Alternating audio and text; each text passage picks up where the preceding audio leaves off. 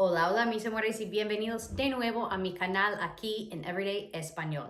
I am so happy you're here today because we are going to be tackling the 5 most common mistakes that English speakers make while they're trying to learn Spanish. Whether it's pronunciation, Spanish grammar, or just overall vocabulary, this video is going to help you identify common mistakes and, most importantly, how to fix them. Before we get into today's video, make sure you guys download the Airlearn app so you guys have Spanish lessons right at your fingertips. All right, so let's dive into the very first mistake that so many of us English speakers make when we are learning the language, and that is the gendered nouns. You might be looking at me like, gendered nouns? Yes, I remember something about that. Well, in Spanish, almost everything is gendered as masculine or feminine. And it can be sometimes very tricky for us English speakers to grasp this concept because we don't have nouns gendered in English. So, for example, saying el casa instead of saying la casa. The word casa, meaning house, is a feminine noun, so you need la casa instead of el casa. You might be like, good enough, I get it. Like, if I said el casa, sure. Sure, they might understand you, but it's actually not correct at all. It's not like something, it's not optional, something you can just choose when you want. If you're really trying to up your level of Spanish, you've really got to get down at those gendered nouns. So in Spanish, nouns are either masculine or feminine, as I previously mentioned. So for example, I could say something like, el perro bonito. El perro bonito. Everything in that sentence is in agreeance, that all the nouns and the genders are all in agreeance, meaning el perro es bonito. You see how they're all letting us know that it's masculine? That's an example of a masculine noun. Now, an example of a feminine noun would be something like la gata bonita. La gata bonita.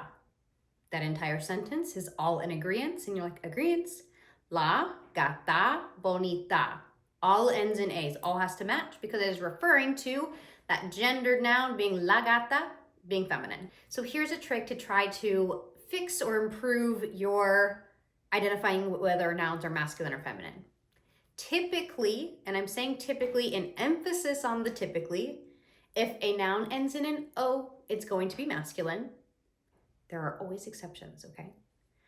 And then if a noun ends in an A, it's typically going to be a feminine noun. Now, there, of course, like I mentioned, there are some exceptions, like el mapa, the map. You're like, what? It ends in an A. Typically, here's another trick. If things end in pa, it's automatically going to be masculine. Just a trick, but just to start, o masculine, a feminine. But again, another example of something that doesn't necessarily follow this rule, you have el mapa. You also have la mano, the hand. Mano ends in O, but we say la mano. So really, if you're like, no, I feel like I've gotten the O versus A pretty down, it's just the tricky ones that are like randomly not masculine when they look masculine, then that's a little trick for you. Something that I learned when I was in school is that words that end in dad, D-A-D, are typically going to be feminine nouns, and words that also end in I-O-N, ion, also are going to typically be feminine nouns. Mistake number 2 that us English speakers make all the time while trying to learn Spanish is not conjugating verbs correctly or overusing the infinitive verb. So, for example, infinitive verbs are words that end in AR, ER, or IR. So using things like yo comer instead of yo como. If you are new to the concept of conjugation, I have a video on my channel all about how to conjugate in the present tense, but I'm just going to break down the verb comer as I used in the example and how to conjugate it to match the subject, basically saying the person doing the action. So we have comer, we take off that ER, put it away, so you're left with the stem com. Yo como, tú comes, él come, ella come, nosotros comemos, vosotros comáis, or coméis, vosotros coméis, y ellos, ellas, ustedes comen. I mention frequently that in this section of common mistakes that English speakers overuse the infinitive. So let's look at an example where I properly have conjugated verbs with infinitives in the same sentence. I could say something like, quiero ir al parque porque me gusta caminar. Quiero ir al parque porque me gusta caminar. Quiero is conjugated for yo. Afterwards, conjugated verb, I have the infinitive. I want to go. Quiero ir. Perfect. I use the infinitive there. First part is conjugated. Porque me gusta, conjugated, caminar, because I like to walk. Mistake number 3 that we tend to make a lot while learning the Spanish language is pronunciation pitfalls. A lot of times mispronouncing the R's in Spanish, adding an English twang to the words, or mispronouncing the vowels is a super common mistake that us English speakers make. Understandably so, because of course you're going to have influence from your own first language when you try to learn a second. But if you're really trying to get better at that, we really got to start to take away some of the ways we pronounce words in Spanish that might be influenced by English and really work on those vowel pronunciations. Now, I'm going to be honest, the double R is one of the hardest things for us English speakers to pronounce because we don't have a sound like that in English. So if it's taking you so much time to learn the R, that is okay. It really is okay because that is a sound that we don't really have in English. But focusing a little bit more on the vowel sounds. Okay, let's focus on A, E, I, O, U. En español se dice A, E, I, O, U. What is so great about Spanish is that Spanish vowels are so consistent and pure in their pronunciation. So like I said, you pronounce the letter A as an A. So when you have mapa, for example, you pronounce it ma-pa. That A sound does not change. A lot of times in English, we might say mappa because we have 2 different A sounds. Not in Spanish. That A sound, the vowel sounds in Spanish are so consistent and pure. So knowing those vowel sounds is going to really help you pronounce the rest of these words. Look at me using some sign language. The letter E in Spanish makes the E sound, and then you have that A, the letter A at the end, making the A sound. Mesa. So my biggest tip and trick for this is knowing that Spanish vowels are so consistent in their pronunciation. They're not going to change and have these weird spelling things that make it have a different sound like we have in English. They are so consistent, and that's something to really practice and hone in on when you're practicing your pronunciation. Let me challenge you here a little bit. I'm going to put a couple words on the screen. You're going to pause and try to say it out loud to your computer screen, phone screen, wherever you are watching this. Because again, you can't just watch it and be like, yes, I know how to do it now. You have to actually do it.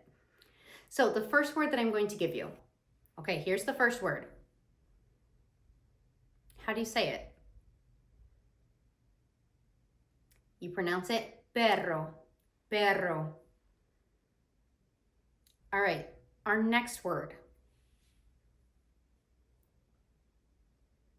How do you think you pronounce this? Carro. Okay, our last word. How do you think you pronounce it? America. America. That one is a really good one because those vowel sounds are consistent, just like I said. Mistake number 4 that a lot of us make is directly translating from English. We can't just rightfully assume that because I say something one way in English, it is going to, the word order and sentence structure is going to be the exact same in Spanish. This is a huge downfall that I see a lot of times when my students are trying to produce language on their own. Although it is very understandable to have influence from your first language, we've got to start moving past those direct translations. So for example, translating English phrases word for word, for example, if you want to say, I'm hot, a lot of kids are going to try to say, estoy caliente. And I'm going to just tell you right now, it does not mean that, okay? It does not mean that whatsoever. And that's because, again, they're taking what they know and putting it together, and I applaud them for that, but that actually doesn't mean that at all. So we got to move away from those direct translations. Again, that big one that when people want to say, oh, I'm hot, you would actually say, tengo calor, which literally translates to, I have heat. means I'm hot. Another great example, if you want to say I'm hungry, you would say tengo hambre, which literally means I have hunger. That means I'm hungry. So I'm going to encourage you guys to memorize idiomatic expressions rather than doing direct translations, because most idiomatic expressions in Spanish have their own funky way of communicating it. And mistake number 5 is not realizing how important accents are in Spanish.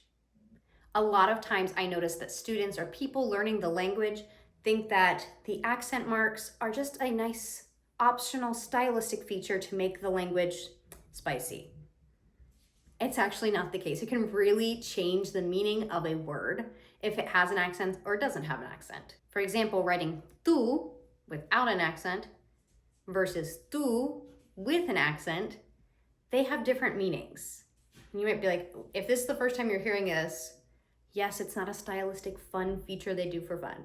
It changes the meaning of the word. So tú with the accent means you, and tú without the accent means your. Another one being sí without the accent means if, and sí with the accent means yes. Let's look at an example sentence where I use the both forms of tú in the same sentence so you guys can see just how they are communicating different things. If I'm asking a question, I'd say, ¿Tú tienes mi libro? Other person responds and says, Tu libro está aquí. First sentence, do you have my book? Other person responds, your book is here. All right, that is it for today, you guys. Now you know the top 5 most common mistakes English speakers make when trying to learn the language and how to avoid or fix them. Make sure you guys tell me down below if you liked this video, and make sure you subscribe and share it with your friends so we can add more people to nuestra comunidad. I will catch you guys next time aquí en Everyday Español. Adiós.